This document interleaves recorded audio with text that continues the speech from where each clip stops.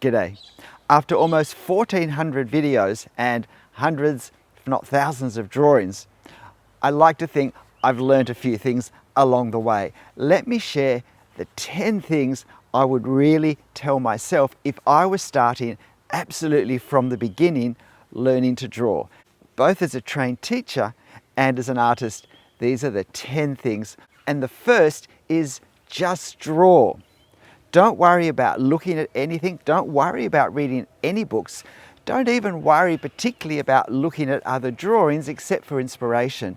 But just draw. Because at the very start, what you need to do is to have a starting place, a starting position. How you draw right now just coming more out of your desire and keenness to draw than any actual experience or practice or knowledge. It's not that you're going to stay in this place, but if we have a solid foundation of where we're starting, if we know what we're doing and how we're doing it, now we can compare this to things that we learn and we see, and we can start to make considered changes rather than just lunging from one good idea to another. Our starting point lets us find the most helpful things for right now and to do them in some sort of helpful order. And to help us just draw, find all the reference photos you can, the things you'd like to draw. One of the biggest problems when we have 15, 20 minutes to draw is that by the time we find something to draw, we don't have time. So we can maximize our ability to just draw and to just sit down and do it when we have a chance, if we always have a ready supply of references. The second thing I'd tell myself is to really remind myself that drawing is a skill to be learned. And in this respect, it's no different from any other skill, such as learning the piano or learning to play football. It will take the same sort of effort and practice and concentration and breaking down into sensible chunks to learn well that any skill takes. So I shouldn't be discouraged if things don't happen immediately. No good skill does or even can develop quickly. There is a certain timeline that no amount of enthusiasm can get us out of. And don't worry about talent, whatever that is. It doesn't count, it doesn't advantage or disadvantage. We start where we start, and we use all the skills that we know maybe from school of how we learn and apply them to learning to draw. I think of this next one as the hidden trap in learning to draw. And that's, we don't realize that the sort of observation that we use in everyday life that we've developed up until when we've wanted to start learning to draw is actually not the same sort of observation we need to have for drawing. There's obviously a lot of overlap, but there's a lot of finesse in learning to see the things in my reference or in front of me that I'm wanting to draw, and to be able to then see the particular points I need to see carefully and be able to observe them, if you like, onto my paper with my pen or pencil or whatever. So often we think we're lacking drawing skills when what we're really lacking is observation skills. And if we don't realize that's what the problem is, we're not going to work on improving the area that's going to hold the key to way more improvement than we think. We should never rush to draw what we think we've seen, because in that case, we're just guessing. This one also may not be obvious to everyone, but that will improve faster if we narrow what we're trying to do, if we don't cast the net as wide. So stick to the same size drawing, stick to the same length of time spent drawing, stick to the same materials, whether it's pen or pencil or whatever. Don't try and experiment with too many things too quickly, or we'll end up mastering none of them. Choose the same sorts of subjects to draw. That way we focus on a very specific set of skills and perhaps prior knowledge that we need, things like perspective or anatomy, and we can really work going deep in learning that particular area that we really need to understand to some degree to help us draw as well as we can. And in terms of our drawing style, stick to what just happens. Don't try and deliberately change how our drawing looks to a particular style that we see someone else doing and would love to draw in. Simply seek to draw what we're doing in that moment as best we can, the way it will naturally turn out. This links back to that first point, obviously. We're establishing our foundation After we've done that, it will be easier to make choices about graphic styles.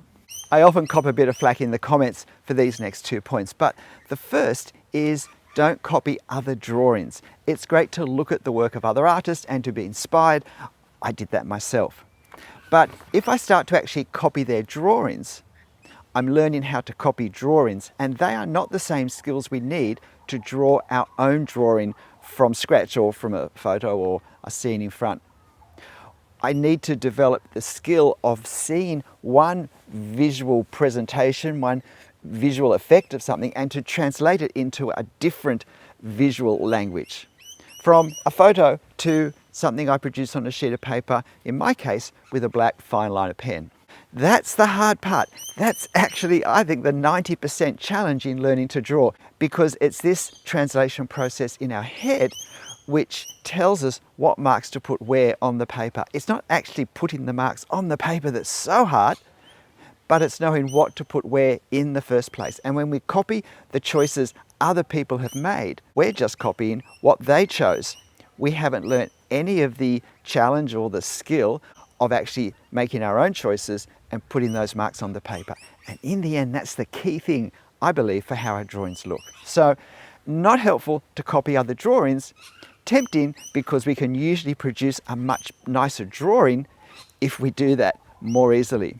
But that's because it's not as hard, because it's not the skills that we need to have to draw, and it won't teach us them. And the next one flows on from that, and that it's not helpful, I don't believe, to watch videos, drawing videos, where we can't see the reference that the artist on the video is referencing for the same reason.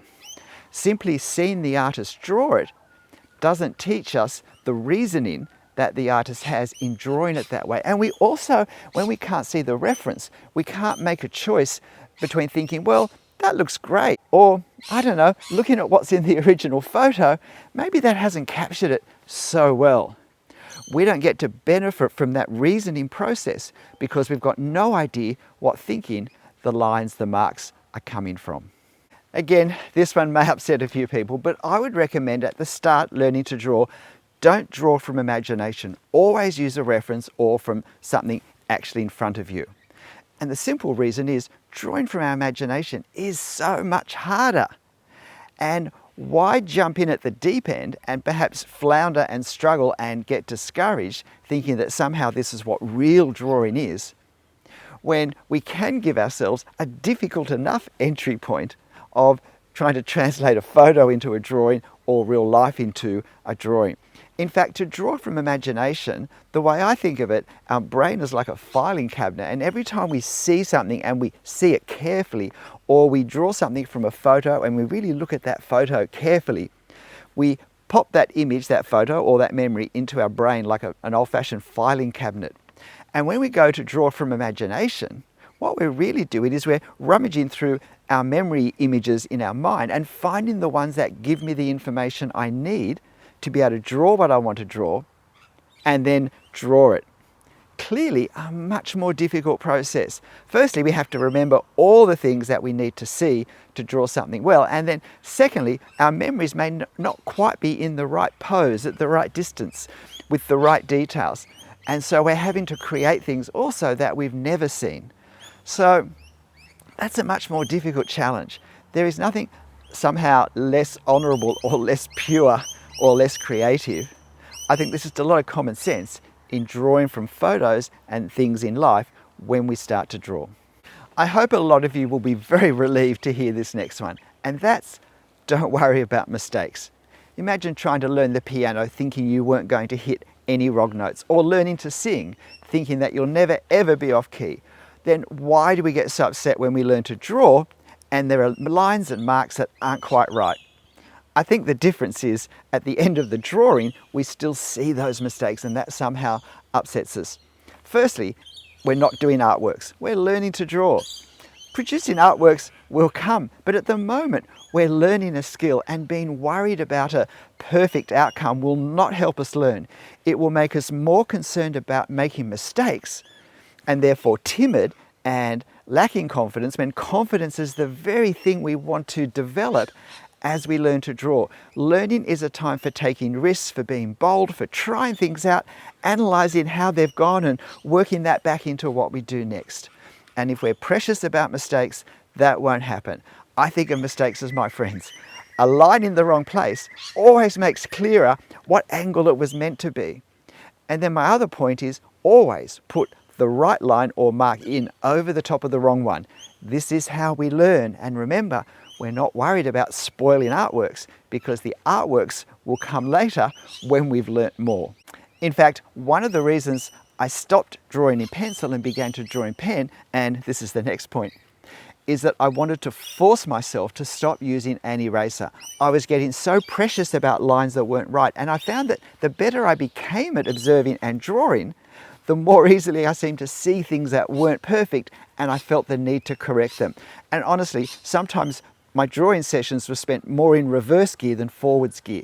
And besides making it not fun at all, it put the wrong focus in my mind. And I thought, look, if I draw in ink, I can't erase any marks, and I have to keep pushing forwards, and anything that's not right, I need to learn how to incorporate it into the overall drawing. Maybe hide it, maybe disguise it, maybe just learn that in fact by the time the drawing's finished, most things that look terrible when I do them at the start, which is where most things not quite right seem to happen, really you just don't notice them at all in the context of the finished drawing. And all of these lessons we only learn if we push through. So don't use an eraser. And connected with this, I would say, don't stop and start drawings because you make mistakes. Unless it's a doozy of a mistake in the first 30 seconds, then push through, because learning to deal with things that aren't quite right, both psychologically and also on the paper, is an incredibly important skill to learn, experience to have. Really important, this point, I think. And if you have watched my videos before, you can probably guess this last point, and that's have fun. No one's making us draw. We don't have to be an artist. We don't have to have this as a hobby. We're doing it because we think we're going to get some sense of satisfaction in it. So let's make it fun. Let's do it in a way where we don't put pressure on ourselves, where we just get to explore and find possibilities, maybe connect with other people enjoying the same process. Learning to draw is a journey that we never end. There are different routes we can take. We can loop around and come back to earlier points. We can go to very different places to how we thought we were going to end up, and there are no rules. So we might as well enjoy the ride because we don't have to be on it. I'm Stephen Travers. I hope this has been helpful, and all the best with your drawing journey. And if you want to look more at my channel, my playlist might help you navigate those 1400 odd videos. Hopefully, I'll see you next time. Bye.